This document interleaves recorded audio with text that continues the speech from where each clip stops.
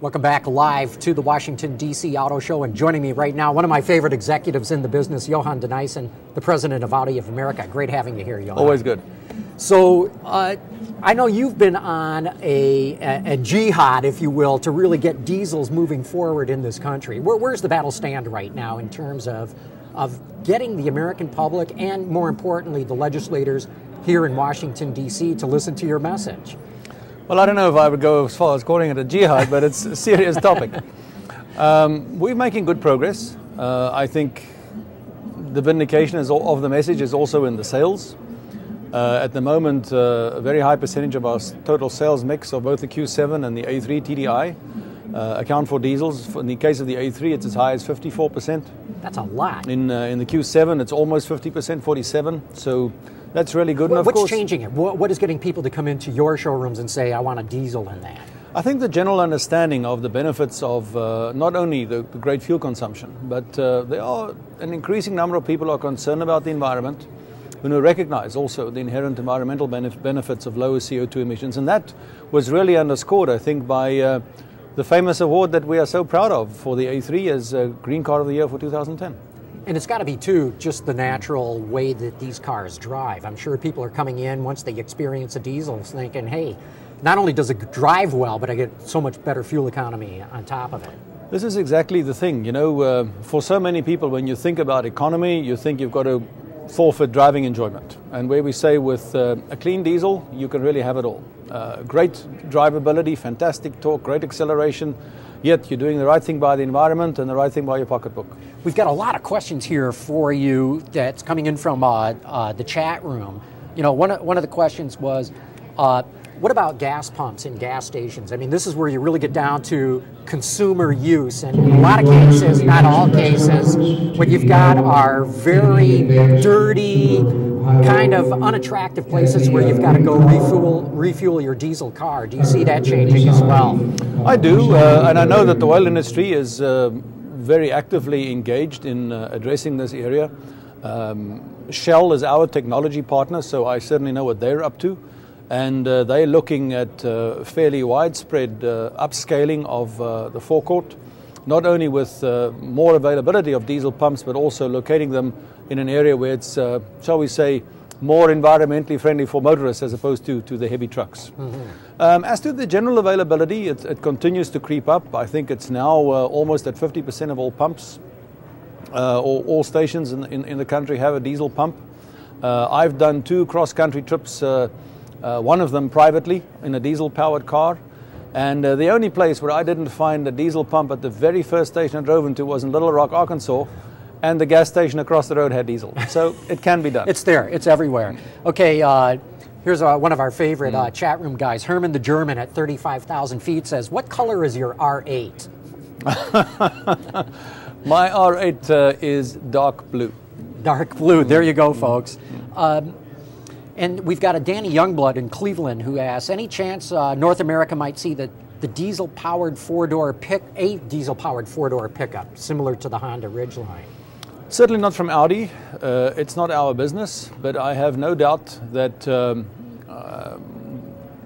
amongst the many competitors in the automotive business, a clean diesel-powered pickup that is really drivable must be in the foreseeable future. Okay, that was a little unfair because that is not an Audi direct question.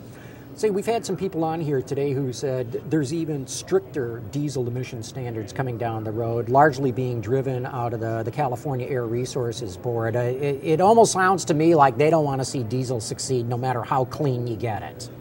I would have to say that this is part of our mission for ongoing dialogue and understanding. The California Air Resources Board seems to have a particularly tough stance on diesel, and I think we need to work more to explain to them the real benefits in many other areas, including the environment, and it's part of what I need to do. Yeah, and you've been doing it. You've been getting some headlines in that regard, too. Let's talk more about the business right now.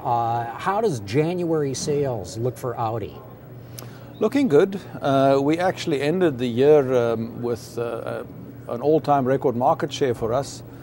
in 2009. Which is an amazing statement in a year like 2009. Really great year. I'm so proud of the accomplishments of the team. And especially December was a bumper month for us. It was one of our best Decembers on record.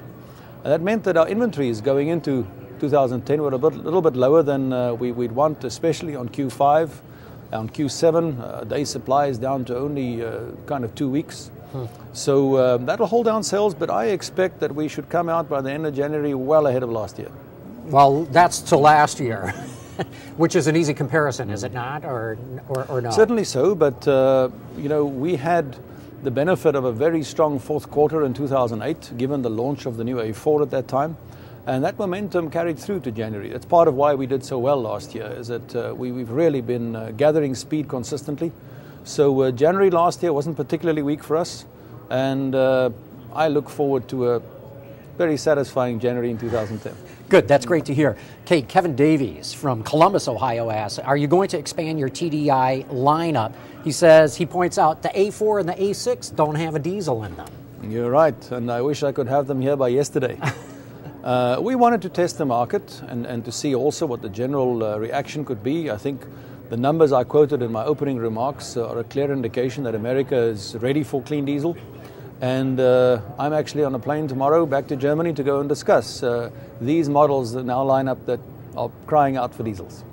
And how much do you think diesel could spread across Audi's line? I mean, do you think the market demand is there to have a diesel in literally every model that you offer? Absolutely so. It's also a very important part of our strategy in terms of addressing the CAF standards that we need to attain by in the next 5 or 6 years. And I could well foresee a diesel derivative in every single one of the model lines that we offer in the US.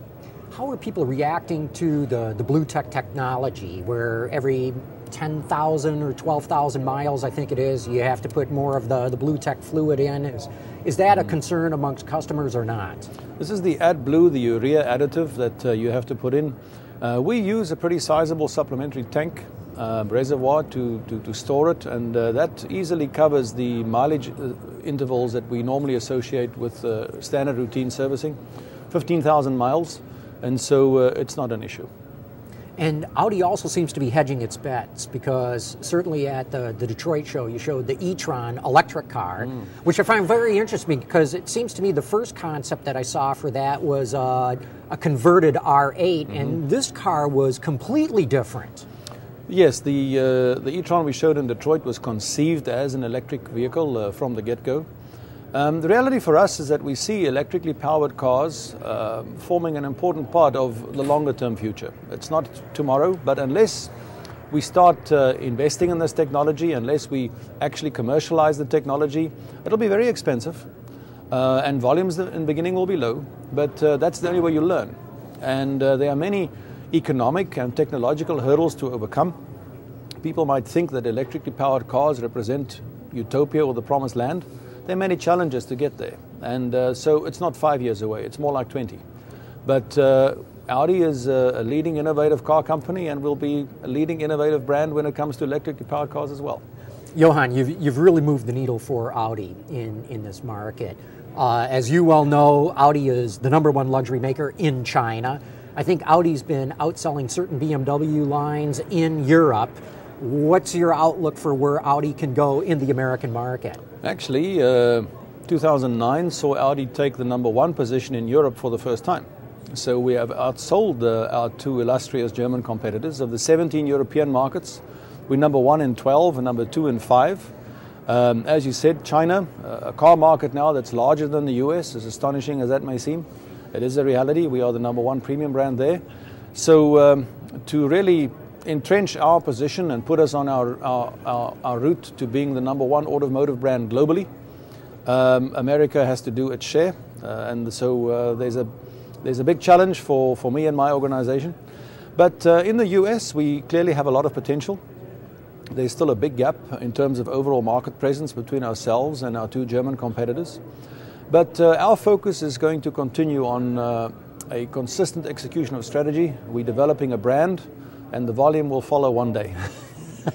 Great answer. Johan de Nysschen, thanks so much for stopping by and talking about Audi and diesels and electrics and everything else that we've covered in this brief interview that we just did. Always good to talk to you. Thank you. Thank you so much. Thanks.